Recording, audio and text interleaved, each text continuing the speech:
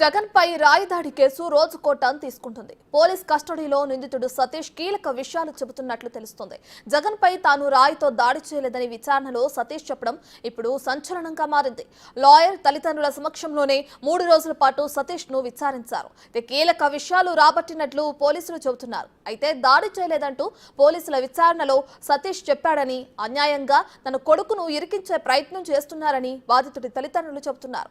దీంతో ఈ కేసు మరో కీలక మలుపు తిరిగింది.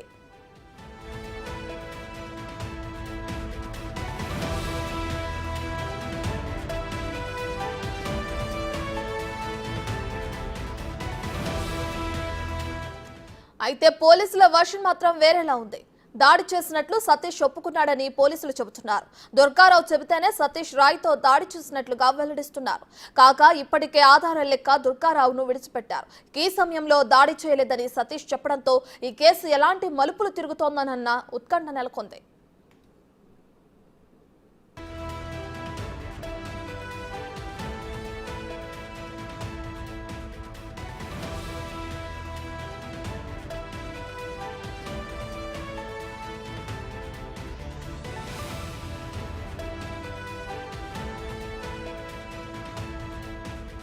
ఈ కేసులో A2 ఎవరన్నది ఇప్పటికీ సస్పెన్స్ గానే ఉంది. A2 ప్రోద్బలంతోనే A1 దాడికి పాల్పడ్డారని సతీష్ రిమాండ్ రిపోర్టులో పేర్కొన్నారు. మరోవైపు సతీష్ స్టేట్మెంట్ రికార్డ్ చేయాలని పోలీసులు పిటిషన్ దాఖలు చేశారు. దాని ఆధారంగా దుర్గారావును అదుపులోకి తీసుకుంటారా అన్న అనుమానాలు వ్యక్తమవుతున్నాయి.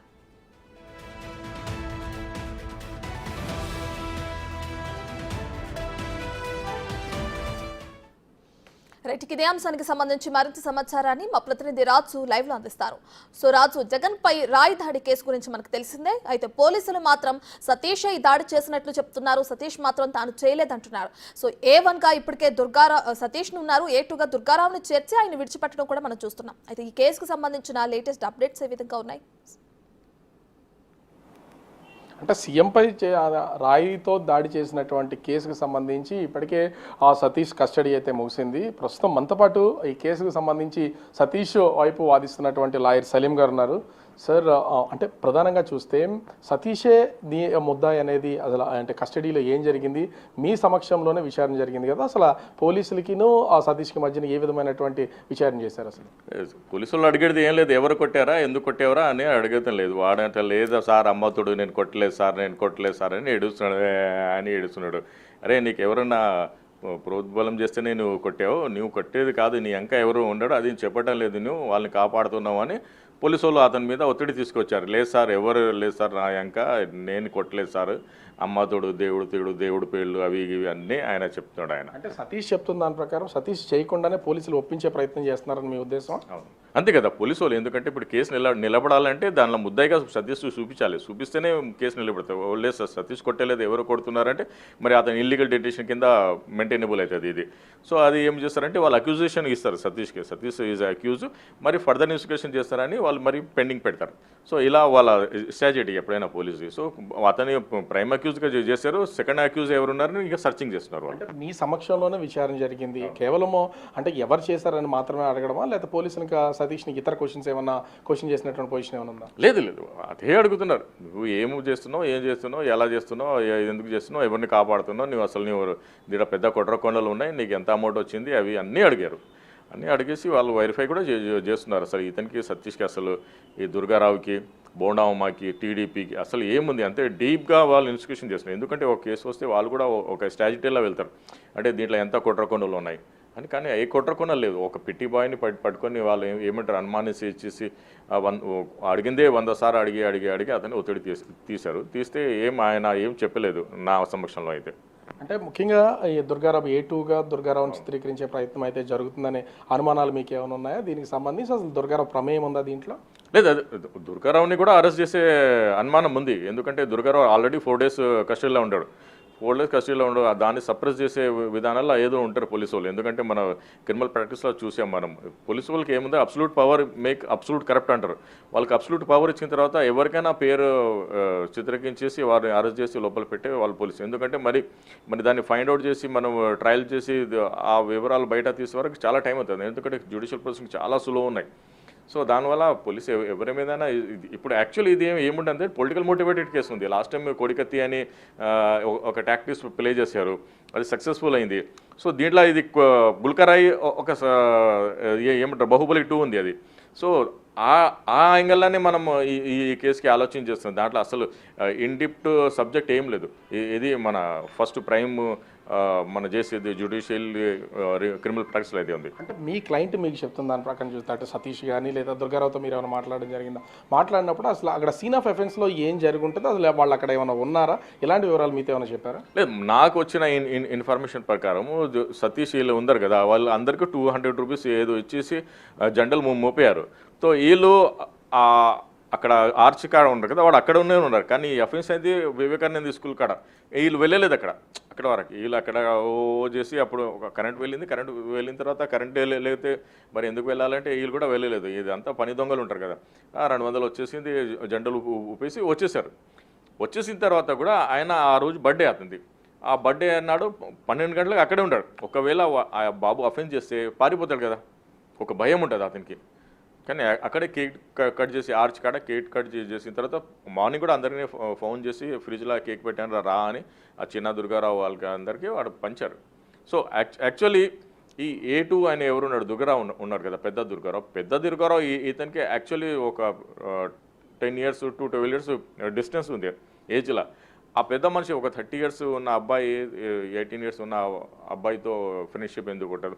మరి ఈ క్లోజ్ రిలేషన్షిప్ మెయింటైనబుల్ కాదని వాళ్ళ వాదన. అంటే ఇది పూర్తిగా రాజకీయ కోణంలోకి వెళ్తుంది, టీడీపీ వాళ్ళే చేయించారనేది పోలీసుల వైపు నుంచి వస్తున్నటువంటి కొంత ఒత్తిడిలాగా తెలుస్తుంది అంటున్నారు. దీంట్లో మీకు ఏమైనా అనుమానాలు ఉన్నాయా? లేదు, ఇది చాలా ఏమంటారు గ్రేట్ ఉంది. ఇప్పుడు నాకు ఏదైనా అయింది అనుకో, నేను జగన్మోహన్ రెడ్డి చేశారంటాను, అవునా కదా? ఎందుకంటే నేను జగన్మోహన్ రెడ్డి గుల్కరాయ్ కేసులో ఉన్నారంటే సేమ్ అంతే, దాని అజంప్షన్ చేశారు ఇది. ఎందుకంటే ఇప్పుడు ఏదైనా అయింది అనుకోండి Jaganmohan Reddy against, so TDP చేయాలని ఫస్ట్ బురద వాళ్ళ మీదనే చేస్తారు. అది సహజం, అది ఏమంటారు హ్యూమన్ టెండెన్సీ, అది ఎవరైనా చేయవచ్చు. అది కామన్ ఇంటెన్షన్తో చెప్తారు. కానీ దానిలో ఇన్వెస్టిగేషన్ చేస్తేనే తెలుసదు ఇది కాదు అది అని. అంటే సెంట్రల్ నియోజకవర్గానికి, విజయవాడ సెంట్రల్ నియోజకవర్గానికి సంబంధించి బోండమ్మ పోటీలో ఉన్నారు. బోండమ్మ కావాలని చేయించారు అనేది పోలీసులు కూడా భారీగా మోహరించి అరెస్ట్ చేయడానికి కూడా సిద్ధమైనటువంటి పొజిషన్ ఒకనొక టైంలో ఉంది. మీరేమైనా బోండమ్మతో కానీ వాళ్ళ సన్నిహితులతో కానీ ఎవరితో మాట్లాడడం జరిగింది? అసలు ఏం ప్రమేయం ఏమైనా ఉందనేది తెలుస్తుందా? ఎందుకు పోలీసులు దీన్ని తెర మీద తెస్తున్నారు అనుకుంటున్నారు? చూడండి సార్, లాస్ట్ టైం కోడికత్తి చేశారు. అప్పుడు అక్యూజేషన్ ఎందుకు ఇచ్చారు? హర్షవర్ధన్ చౌదరి చౌదరి సమాజంకి ఉన్న మనిషి ఉన్నాడే అతని మీద అక్యూజేషన్ చేశారు. ఆ కోడికత్తి ఒకవేళ ఓనర్ ముస్లిం ఉంటే మన అందరూ తెలుగు వాళ్ళు ఆంధ్ర వాళ్ళు ఏం నమ్మటోళ్ళు, అరే దీనికి పాకిస్తాన్ లింక్ ఉంది, ఆఫ్ఘనిస్తాన్ నుంచి లింక్ ఉంది, సౌదీ అరబ్ నుంచి లింక్ ఉంది, funding by Pakistan, Saudi Arab, al Qaeda అని చెప్పారు. సో ఒక హ్యూమన్ టెండెన్సీ ఏముంది అంటే ఏదైనా ఆఫీస్ అయితే ఒక రిలేటెడ్ వాళ్ళు ఇది చేస్తారు. దాని తప్ప బోండా అమ్మాయికి ఒక రాయి కొట్టేది ఏం అవసరం ఉంది చెప్పండి? ఓ పూర్ వెపన్తో ఎందుకు ఎవరు అటాక్ చేస్తారు, అవునా కదా? ఎందుకు కావాలనే సతీష్ని ఇన్ని రోజుల నుంచి అంటే కస్టడీకి తీసుకున్నారు, విచారణ చేసినటువంటి పొజిషన్ అయితే ఉంది. పక్కన సతీష్, దుర్గారావు వీళ్ళిద్దరు పేర్లే ఉన్నాయి. మిగతా వాళ్ళ పేర్లను ఎందుకు బయటకి తీసుకురాలేకపోతున్నారు పోలీసులు? అసలు దీంట్లో ఏముందని అని మీరు భావిస్తున్నారు? అసలు లేదు, దీంట్లో ఏం లేదు. వాళ్ళు చాలా సతీష్ని పట్టుకొని వాళ్ళు వివరాలు తీసుకురావాలని ఆలోచన చేస్తారు. అందుకే ఇప్పుడు 164 ఈరోజు ఉంది, 164 పెండింగ్ ఉంటే అసలు ఏమంట 167 క్లాస్ 3 కింద అసలు కస్టడీ ఇచ్చే రైట్ లేదు. కానీ ఒక హై ప్రొఫైల్ కేసు ఉంది అని నేను నిజాలు రావాలి కదా, మరి 15 days ఒక్కొక్కసారి రిమాండ్ కంప్లీట్ అయితే పోలీస్కి కూడా రైట్ లేదు. కానీ 3 days కస్టడీ ఇచ్చారు. కస్టడీ ఇచ్చేసి పోలీస్ని కూడా కోఆపరేట్ చేయని చెప్పారు. ముద్దయికి 3rd degree అది చేయరాదు. కానీ ఏ వివరాలు రాలేదు. ఒకవేళ వివరాలు ఏదైనా వస్తే ఛార్జ్షీట్లో మనం చూడాలి.